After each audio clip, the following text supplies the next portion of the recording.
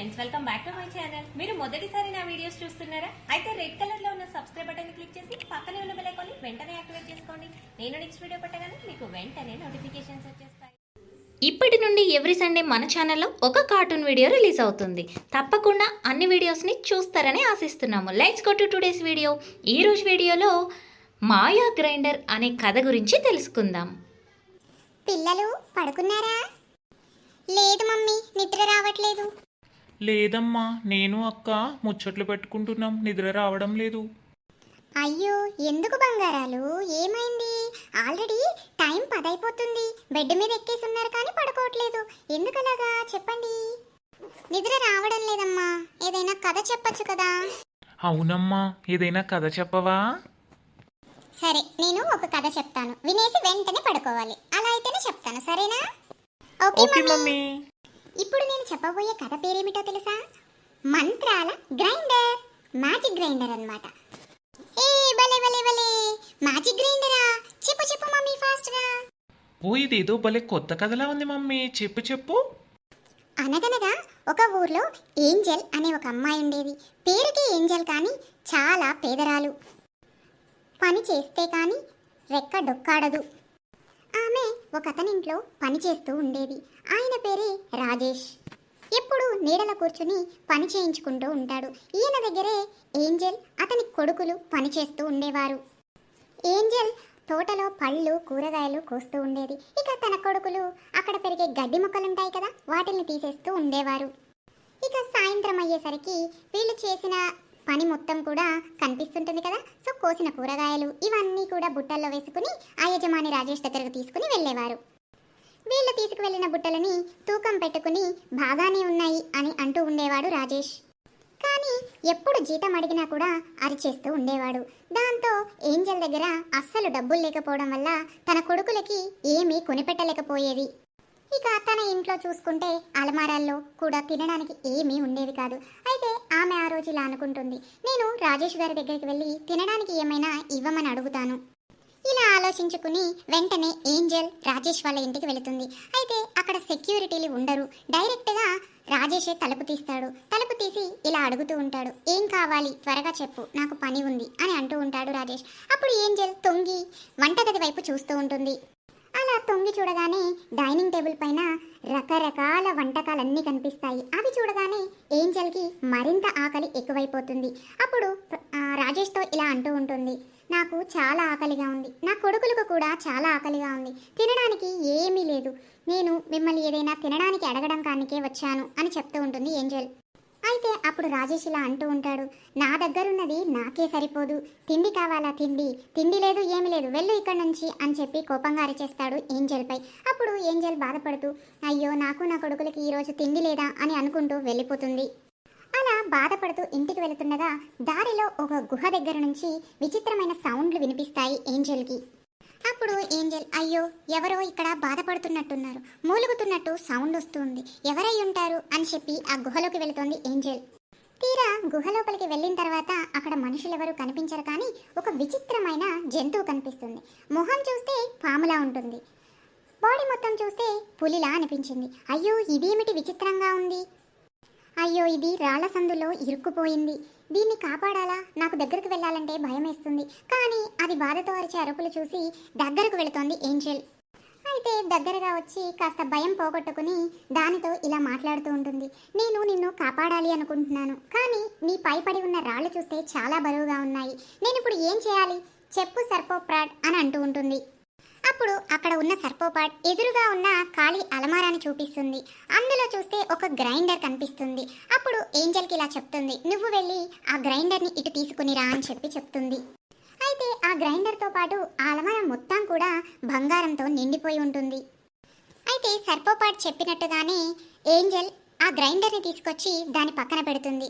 అప్పుడు దానికి ఉన్న నాబ్ని తిప్పుతూ సర్పోపాడ్ ఇలా అంటూ ఉంటుంది, గ్రైండర్, మ్యాజిక్ గ్రైండర్, నీకు తెలుసు కదా నాకేం కావాలో, అది ఇక్కడ ప్రత్యక్షమయ్యేలా చెయ్యి అని చెప్పి అంటుంది. అలా చెప్పగానే వెంటనే పక్కన పార ప్రత్యక్షమవుతుంది. అప్పుడు ఫస్ట్గా ఒక పార వస్తుంది కదా, అది వచ్చి ఒక రాయిని తీసేలోపు మరొక పార వచ్చి ఇంకొక రాయిని తీసేస్తుంది. ఇలా వరుసగా పారలన్నీ ప్రత్యక్షమై చుట్టూ ఉన్న రాళ్ళన్నిటినీ కూడా తొలగించేస్తాయి. ఆ అవన్నీ అయిపోయిన తర్వాత సర్పోపాట్ ఇలా అంటుంది, బంగారు గ్రైండర్ ఇంకా నువ్వు తిరగడం ఆగిపో అని చెప్పి అప్పుడు వెంటనే ఆ గ్రైండర్ తిరగడం ఆగిపోతుంది. ఇక ఆ రాళ్ల మధ్యలోంచి బయటికి వచ్చిన సర్పోపాట్ ఏంజెల్తో ఇలా అంటుంది, నువ్వు నాకు సహాయం చేశావు, అందుగా నేను నీకు ఒక గిఫ్ట్ ఇవ్వాలనుకుంటున్నాను. ఈ మ్యాజిక్ గ్రైండర్ని నీకు ఇచ్చేస్తాను. నేను ఒక మంత్రాన్ని చెప్తాను, నువ్వు ఎప్పుడైతే ఆ మంత్రాన్ని జపిస్తావో నీకు ఏది కావాలంటే దాన్ని ఈ మ్యాజిక్ గ్రైండర్ నీకు తీసుకొచ్చి పెడుతుంది అని చెప్తూ ఉంటుంది సర్పోపాట్. ఆ తిరగలని తిప్పిన తర్వాత నేను చెప్పిన మంత్రాన్ని చెబితే మాత్రమే ఆ గ్రైండర్ ఆగుతుంది, లేదంటే అది ఆగదు. ఆ మంత్రాన్ని నువ్వు కరెక్ట్గా జపించాలి అని సర్పోపాట్ ఏంజెల్కి చెప్తుంది. ఓకే, నాకు అర్థమైంది, నేను అలాగే చెప్తాను, మర్చిపోను అని చెప్పి ఏంజెల్ బాయ్ చెప్పేసి సర్పోపాట్కి వెళ్ళిపోతూ ఉంటుంది. అయితే ఎలాగైనా ఈ మ్యాజిక్ గ్రైండర్ని ఇంట్లో ఉన్న తన కొడుకులకు చూపించాలని పరుగున వెళుతూ ఉంటుంది ఏంజెల్. ఇంటికి వెళ్ళగానే తన కొడుకులిద్దరూ కూడా ఎదురవుతారు. ఓ అమ్మా, తినడానికి ఏం తీసుకొచ్చావు అని అడుగుతూ ఉంటారు ఆ పిల్లలు. అప్పుడు ఏంజెల్ ఇలా అంటుంది, మీకు తినడానికి కావాలి, మనకు తినడానికి ఫుడ్ దొరుకుతుంది, ఒకే ఒక్క నిమిషం వెయిట్ చేయండి అని చెప్పి ఆ గ్రైండర్కున్న నాబ్ని తిప్పుతూ, బంగారు తిరగలి, నాకు ఏం కావాలో నీకు తెలుసు కదా, అవి నాకు ప్రత్యక్షం అయ్యేలా చెయ్యి అని అనగానే పక్కనే ఉండే టేబుల్ పైన అన్ని రకాల ఫుడ్ ఐటమ్స్ అనేవి ప్రత్యక్షమవుతాయి. Pizza, burger, noodles, fried rice, ఇలా రకరకాల వంటలన్నీ కూడా ఆ టేబుల్ మీద ప్రత్యక్షమవుతాయి. అయితే అవన్నీ ప్రత్యక్షమైపోగానే మ్యాజిక్ గ్రైండర్ ఆగిపో, ఇంకా ఆగిపో నువ్వు అని చెప్ప మంత్రాన్ని చదవగానే వెంటనే ఆ మ్యాజిక్ గ్రైండర్ తిరగడం ఆగిపోతుంది. అప్పుడు తన పిల్లలు అంటూ ఉంటారు, అమ్మ మనకి వేసుకోవడానికి కొత్త బట్టలు లేవు కదా, మనం బట్టలు కూడా కోరుకుందామా అని అనగానే మళ్ళీ ఏంజెల్ ఆ నాబ్ని తిప్పుతూ మళ్ళీ సేమ్ అలాగే చేస్తుంది. వాళ్ళ ఒంటి మీదకి కొత్త బట్టలు వచ్చేస్తాయి, వాళ్ళు కోరుకున్నట్లుగానే కొత్త బట్టలు కూడా ప్రత్యక్షమవుతాయి.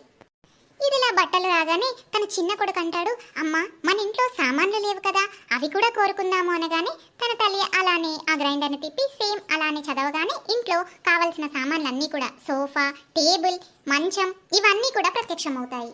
అప్పుడు సంతోషంగా వాళ్ళ ఇద్దరు పిల్లలు కూడా ఇప్పుడు మనం ధనవంతులమైపోయాము అని గట్టిగా అరుస్తూ ఆ మంచం మీద ఎక్కి ఎగురుతూ ఉంటారు.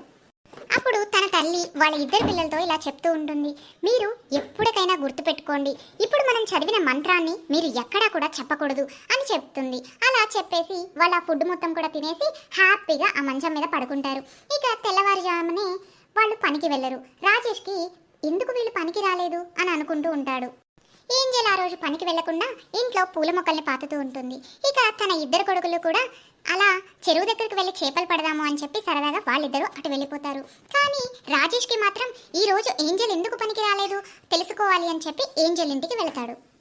అయితే ఆ ఇంట్లో వస్తువులన్నీ కూడా చూసి షాక్ అయిపోతాడు వెంటనే రాజేష్. అప్పుడు ఇలా అంటాడు ఏంజెల్తో, ఇవన్నీ మీకు ఎక్కడి నుంచి వచ్చాయి, ఎక్కడైనా దొంగతనం చేశారా, ఎక్కడ దొరికాయి చెప్పు అని చెప్పి గట్టిగా అడుగుతాడు ఏంజెల్ని. అప్పుడు ఏంజెల్ అంటుంది, ఇది ఒక రహస్యం, నేను నీకు చెప్పకూడదు అని అంటుంది. అప్పుడు రాజేష్ వెంటనే, చెప్తావా లేదంటే పోలీస్ స్టేషన్కి వెళ్ళి కంప్లైంట్ ఇవ్వమంటావా దొంగతనం చేశావని అని అంటాడు.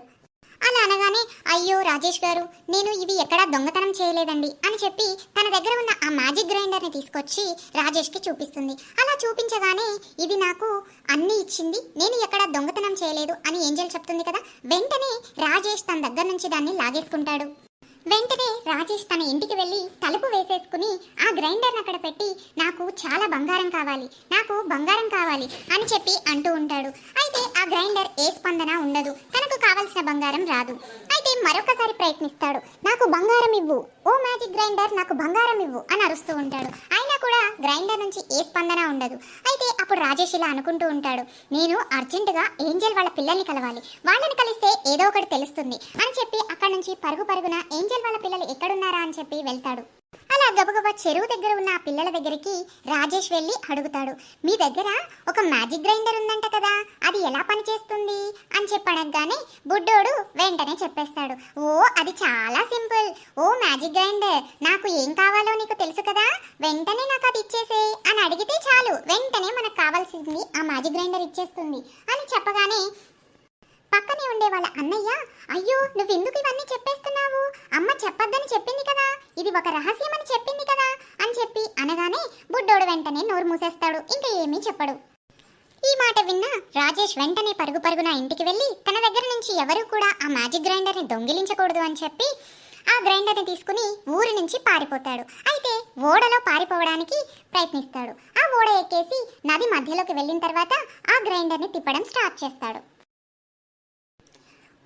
ఓ మ్యాజిక్ గ్రైండర్ నాకు ఉప్పు కావాలి అని మొదటగా ప్రయత్నిస్తాను అని చెప్పి నాకు ఉప్పు కావాలి మ్యాజిక్ గ్రైండర్ అని చెప్పి అడగగానే వెంటనే ఆ మ్యాజిక్ గ్రైండర్ ఉప్పుని తయారు చేస్తూ ఉంటుంది. అయితే రాజేష్కి తెలియదు కదా దాన్ని ఎలా ఆపాలో. అయితే అది కంటిన్యూస్గా ఉప్పును తయారు చేస్తూనే ఉంటుంది. అలా ఓడ మొత్తం కూడా ఉప్పుతో నిండిపోతుంది. అలా ఉప్పంతా కూడా ఓడలో నిండిపోయి బరువెక్కిపోయి ఓడ మెల్లమెల్లగా నీళ్ళలోకి దిగిపోయి ఒకేసారి ఓడ మొత్తం కూడా మునిగిపోతుంది. వెంటనే రాజేష్ కూడా ఓడ నుంచి కిందికి పడిపోతాడు. ఇదిలా ఉండగా ఏంజెల్ వాళ్ళ పిల్లలు హ్యాపీగా వాళ్ళకి కావాల్సినవన్నీ ఆ రాత్రి అడిగేశారు కదా, ఆనందంగా వాళ్ళ జీవితాన్ని గడుపుతూ ఉంటారు. అమ్మా, ఇంతకీ ఆ మ్యాజిక్ గ్రైండర్ ఏమైంది? ఆ మ్యాజిక్ గ్రైండర్ సముద్రంలో పడిపోవడం వల్ల అది ఇప్పటికీ కూడా ఉప్పును తయారు చేస్తూనే ఉంటుంది. అందుకే మనకు సముద్రం నుంచి ఉప్పు వస్తుంది. అందుకే సముద్రం నీళ్లు కూడా ఉప్పగా ఉంటాయి. ఓ అవునా, ఉప్పు వెనక ఇంత స్టోరీ ఉందా?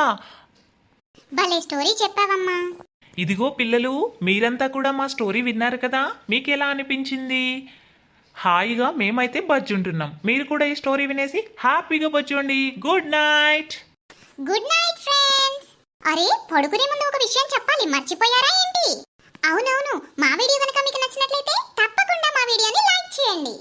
ఈ స్టోరీ మీకు కూడా నచ్చినట్లయితే తప్పకుండా మీ ఫ్రెండ్స్కి ఈ వీడియోని షేర్ చేయండి. Hope you like this video. మీకు ఈ వీడియో నచ్చింది కదా, మరింకెందుకు ఆలస్యం ఒక లైక్ ఇచ్చేసేయండి. ఈ వీడియోని మీ ఫ్రెండ్స్ అందరితో షేర్ చేసుకోండి. Thanks for watching. మరొక వీడియో